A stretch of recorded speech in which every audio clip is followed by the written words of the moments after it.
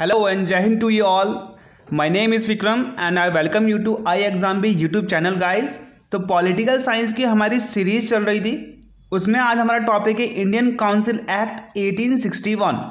अगर आप तैयारी कर रहे हैं एसएससी, एनटीपीसी या किसी भी अदर वेरियस स्टेट्स एग्जाम्स की, तो ये जो आपका वीडियो है काफ़ी इंपॉर्टेंट होने वाला है, क्योंकि यहाँ से 1 से 2 क्वेश्चन हमेशा पेपर्स में आते हैं।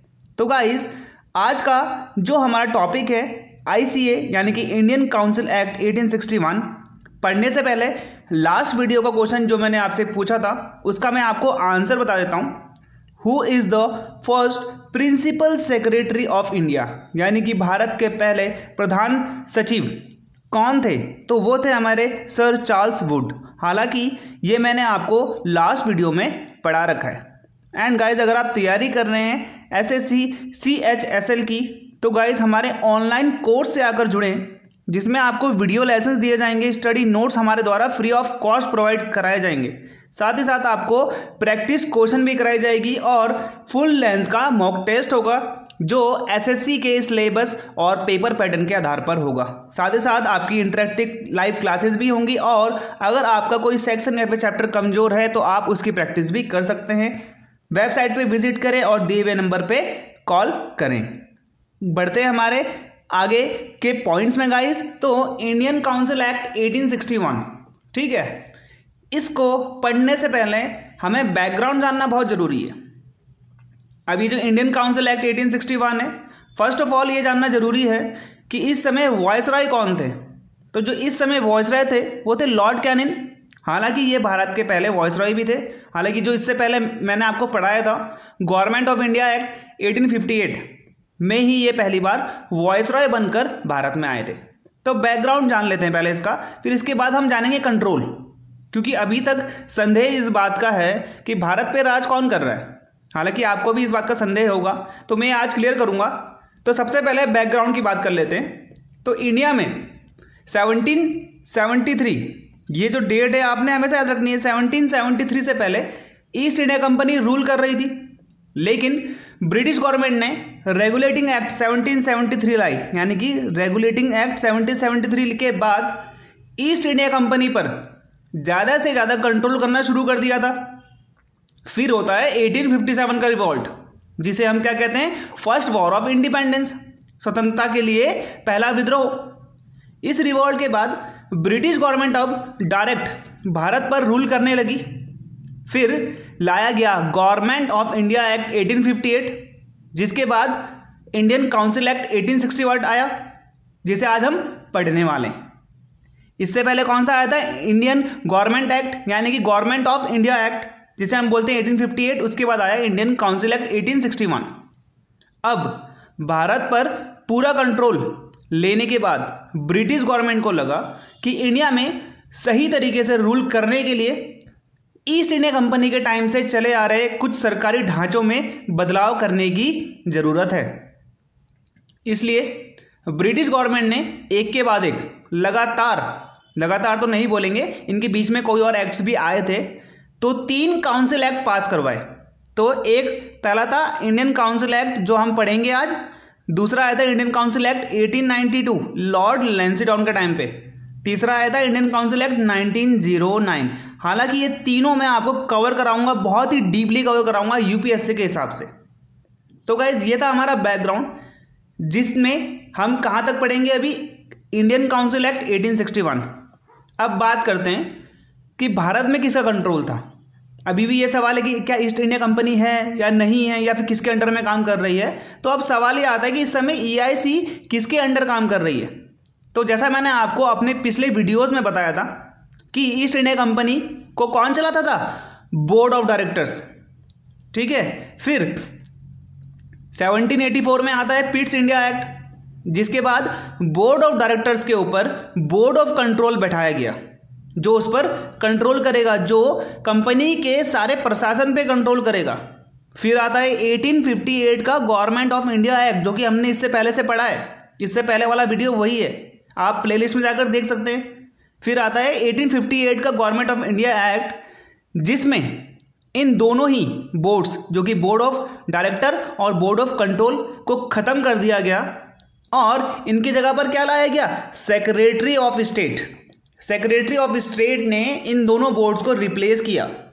सेक्रेटरी ऑफ स्टेट, जो कि मैंने आपको पिछले वीडियो में आपका क्वेश्चन भी पूछा था कि फर्स्ट सेक्रेटरी ऑफ स्टेट कौन है, तो वही थे हमारे first secretary of state Charles Wood. अब हुआ क्या कि अब भारतीय प्रशासन की संपूर्ण जिम्मेदारी सेक्रेटरी ऑफ स्टेट के हाथों में थी और ये secretary of state British cabinet में एक कैबिनेट रैंक का मिनिस्टर होता था। मंत्रिमंडल, कैबिनेट बोलते हैं हम मंत्रिमंडल को, और कैबिनेट मंत्री होता है जो गाइस सबसे उच्च रैंक का क्या होता है, मंत्री होता है। तो ये आपने याद रखना है, कैबिनेट का एक कैबिनेट रैंक का मिनिस्टर होता था। लेकिन आपने याद रखना है कि ये सिर्फ कहाँ बैठता था, ये ब्रिटेन में ही बैठता था, भारत में इसका ऑफिस नहीं था। ये ब्रिटेन से ही भारत को चलाते थे, जिसके पास 15 सदस्यों वाली एक एडवाइजरी बॉडी होती थी।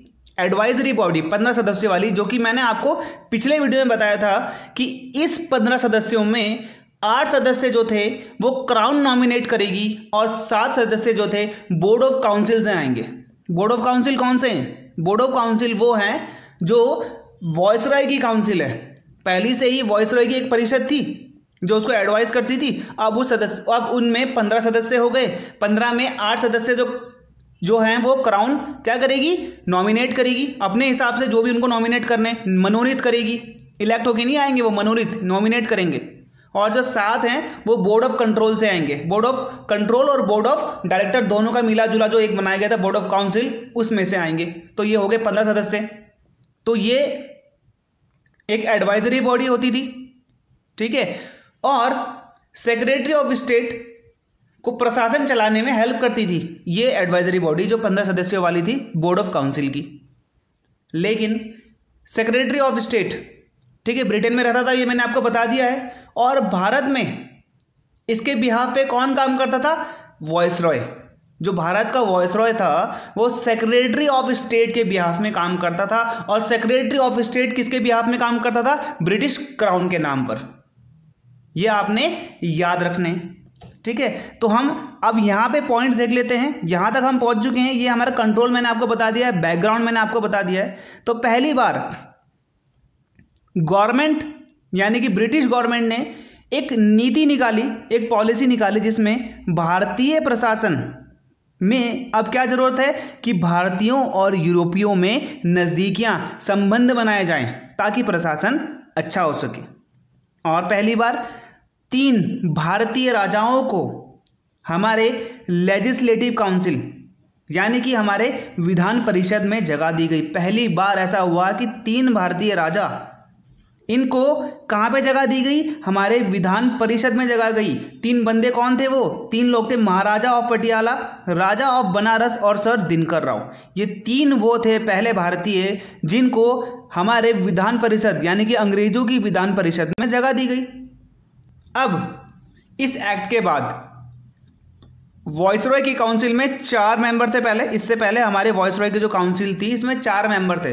वॉइसरॉय की काउंसिल बात कर रहा हूं मैं गाइस, एडवाइजरी बॉडी की बात नहीं कर रहा हूं, मैं बात कर रहा हूं वॉइसरॉय की काउंसिल की, जिसमें अब 4 मेंबर थे वॉइसरॉय की परिषद में, लेकिन अब 5 हो गए, ठीक है। और अब वॉइसरॉय ने क्या किया, ठीक है, वॉइसरॉय ने क्या किया कि ये जो उसकी काउंसिल थी, ठीक है, ये पहले एक सिर्फ एडवाइजरी बॉडी हुआ करती थी, लेकिन वॉइसरॉय ने इन 5 को एक एक पोर्टफोलियो दे दिया।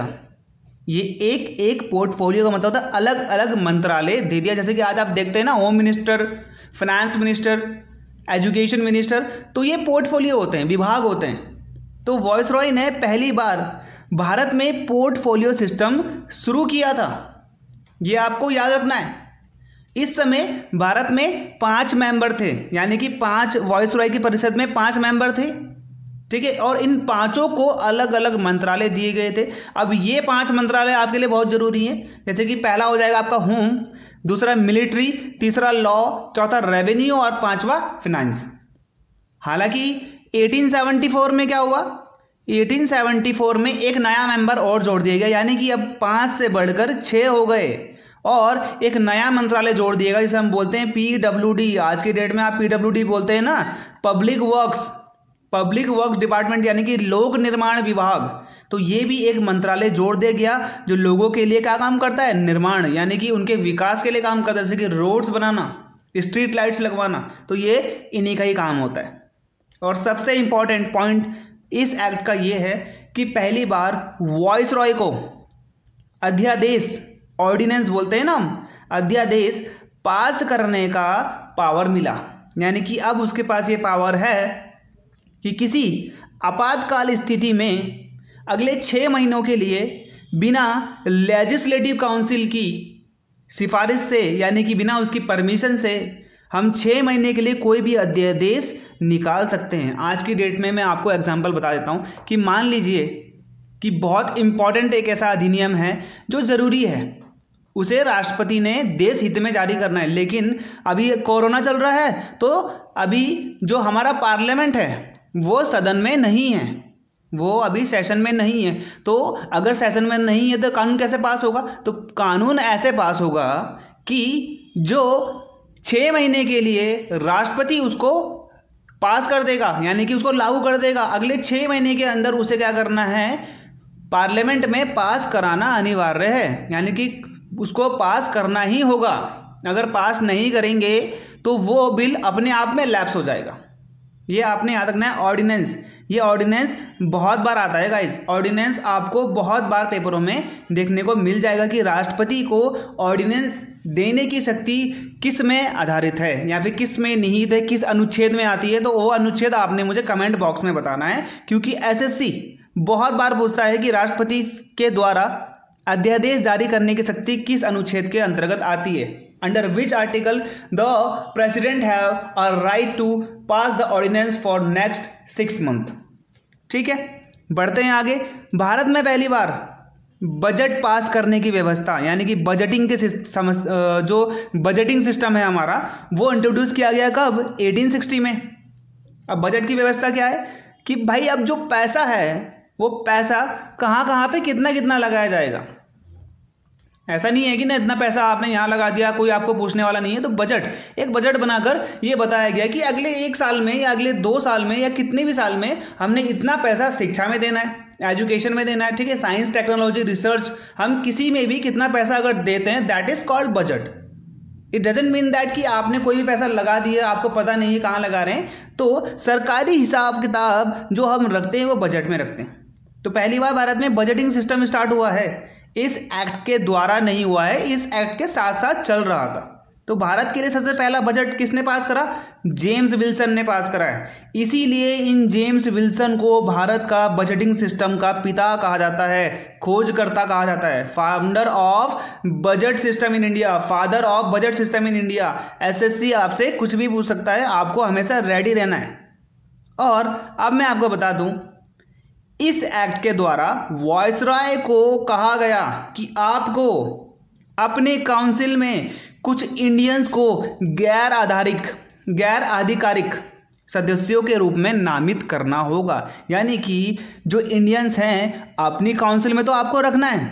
ये तो बात वही होगी कि आपने पावर तो दे दी, लेकिन बोला कि आप यूज़ करेंगे मेरे से पूछकर। तो ये वही बात होगी कि आपको इंडियंस को कहाँ लेना है, अपनी परिषद में, जो इसको क्या करती थी, एडवाइस करती थी, जिन्हें इसने पोर्टफोलियो दे रखे थे, मंत्रालय दे रखे थे, वही जो काउंसिल है इसकी, उसमें अब आप इंडियंस को भी लेंगे, लेकिन as a non official member, गैर आधिकारिक सदस्यों के रूप में। ठीक है, तो ये एक तरीके से सही नहीं है, मेरे हिसाब से तो सही नहीं है। उस टाइम की स्थिति क्या है वो उस टाइम की बात पे ही निर्भर करता है। अब चलते हैं नेक्स्ट पॉइंट पे। तो हुआ ये कि इस एक्ट के बाद जो हमारा इंडियन काउंसिल एक्ट 1861 चल रहा है, बीच बीच में याद देने से क्या होता है कि हमको पता चलता है कि हम क्या पढ़ रहे हैं। तो इस इंडियन काउंसिल एक्ट 1861 के बाद, ठीक है, हुआ ये कि भारत में 9 जो हमारे 2 क्या थे, पहले हमारे 9 थे, अब हो गए, उसके बाद 2 और ऐड कर दिए। ठीक है, 2 नए प्रांत प्रोविनेंस जोड़े गए। पहला नाम था नॉर्थ वेस्टर्न फ्रंटियर प्रोविनेंस, यानी कि NWFP, जिसको हम पंजाब आज की डेट में कह सकते हैं।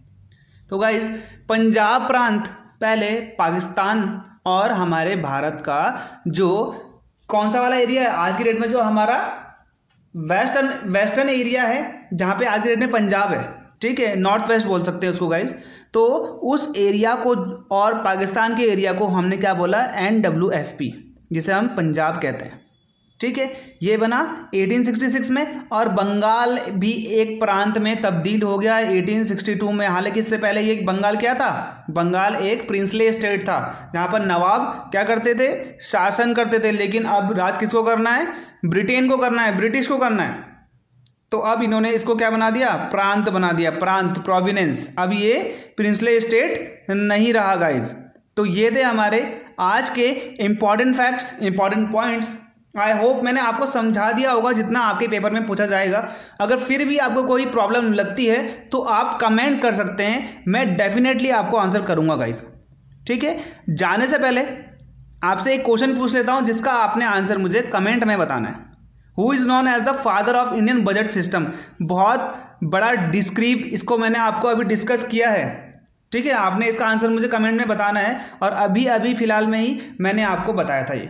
तो आपके ऑप्शन है sir John wicket, Michael Patrick Lawrence, sir James Wilson. तो आपने इसका आंसर मुझे कमेंट में बताना है गाइज। अगर आप तैयारी कर रहे हैं स्टेट एग्जाम्स की, SSC की या वेरियस अदर किसी भी एग्जाम्स की, तो हम यहाँ पर आपकी हेल्प के लिए हैं। बस आपने इस चैनल को सब्सक्राइब करना है, बेल आइकन दबाना है और शेयर करना है अपने दोस्तों के साथ, फैमिलीज के साथ, फ्रेंड्स के साथ। ठीक है गाइज, तो तब तक के लिए मिलते हैं हमारे नेक्स्ट वीडियो में। This is Vikram Singh signing off.